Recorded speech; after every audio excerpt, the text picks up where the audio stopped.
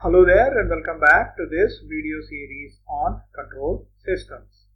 Over the past few videos, we have been looking at frequency response and Nyquist criterion, and in specific in the last video, we considered minimum phase transfer functions and saw that Nyquist criterion is greatly simplified for MPTF systems, and it also enables us to define gain margin and phase margin, so that more the GM or PM, more is the stability. That kind of comparison can be made.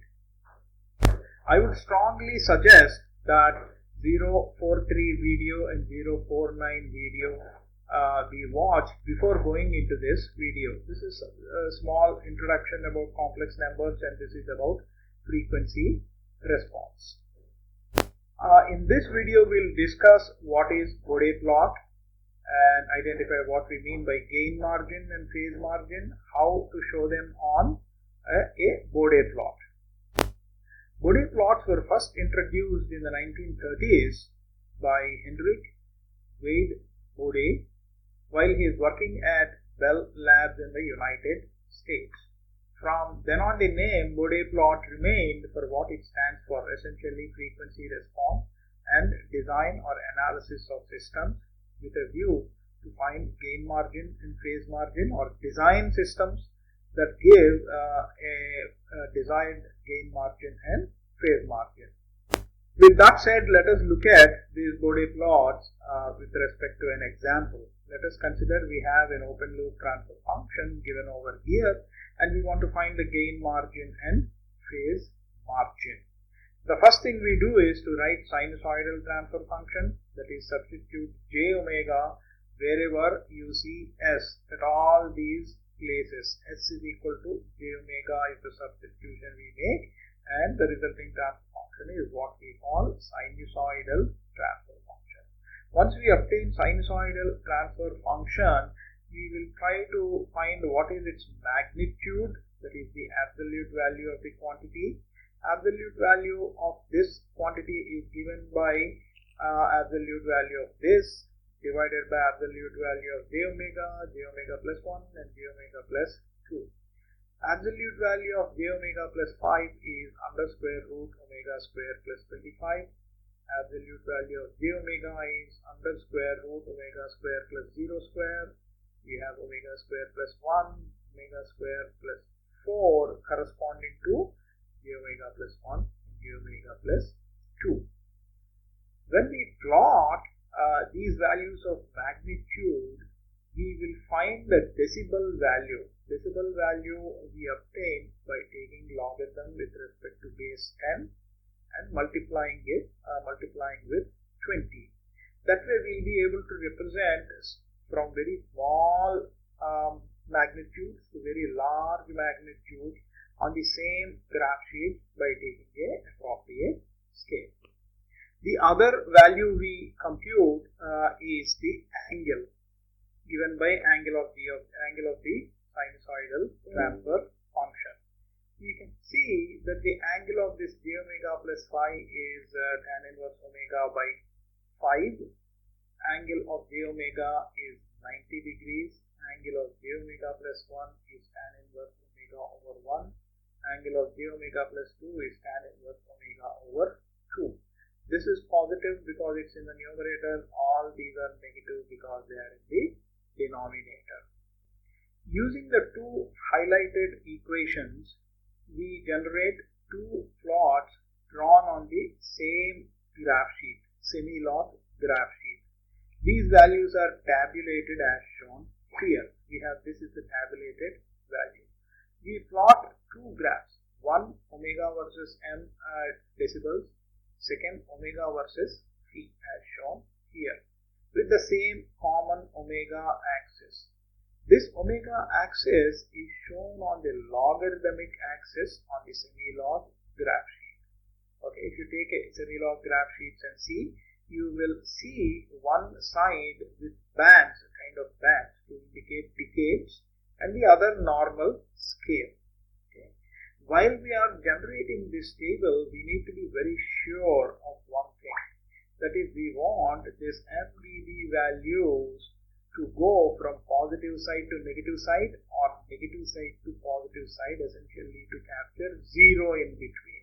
We want to find intersection with 0 dB line on this MDB plot. This omega versus MDB plot is what we call magnitude plot, and this omega versus phi plot is what we call phase plot. So in the magnitude plot, we want to be able to detect intersection with 0 dB line. Similarly, on the phase plot, we want to be able to detect intersection with minus 180 degrees line. The reason why we want this can be inferred from the previous topics. I'll reproduce the slide here. We have seen that for phase crossover frequency, angle of d of d omega h of d omega is minus 180 degrees line. That is the reason why we are trying to ensure that the angle goes from, you can see, minus 97, minus 104, minus 176 and minus 191. So between these two, you can identify intersection with minus 180 degrees line. Similarly, we know that at gain crossover frequency, the magnitude is 1, m is equal to 1. So when you take decibels, decibels of that 1 is 0. So that 0 is captured in between these two values. If you solve a couple of problems, you'll be really quick at deciding the range of values of omega to capture intersection with 0 dB line and minus 180 degrees line very easily. So using the table of values, you draw two graphs. One is between omega and m in decibels. The second is between between omega and phase angle. These two graphs are drawn for the same choice of omega axis. This omega axis, you can see, is plotted along x-axis, where the axis is logarithmic axis. That is, from here to here, it is 1 decade. You can see here 10 to the power of minus 1 to 10 to the power of 0 is 1 decade, 10 magnitude. Similarly, from here to here, it is 10 magnitude. This is 1, this is 10. So initial interval, initial label here multiplied by 10 is what we get here. Similarly, you take this 1 and multiply, you get 10. 10 you multiply, you get 10 square. Okay. So you can see kind of bands 1, 2, 3 in a semi-log graph sheet. Typically, you may have 5 bands to show 5 decades of values. Each range of frequencies separated by a factor of 10 is called 1 decade. Okay. So you plotted this and you plotted this. Once you do that, you identify what is the intersection with 0 dB line and what is the intersection with minus 180 degrees line. This intersection point is called a gain crossover point, and this frequency is called a gain crossover frequency. This point of intersection is called a phase crossover point, and this frequency is called phase crossover frequency. Once you do this, you project this point upwards till it meets the magnitude curve and identify this gap. This gap is 9.54 dB. This is the gap between the projected point here and the 0 dB line. 9.4 dB is called gain margin. Similarly, you project this point down till it meets the phase curve and identify this gap. This gap is called phase margin. So on the magnitude plot, the top one is called magnitude plot, the bottom one is called phase plot.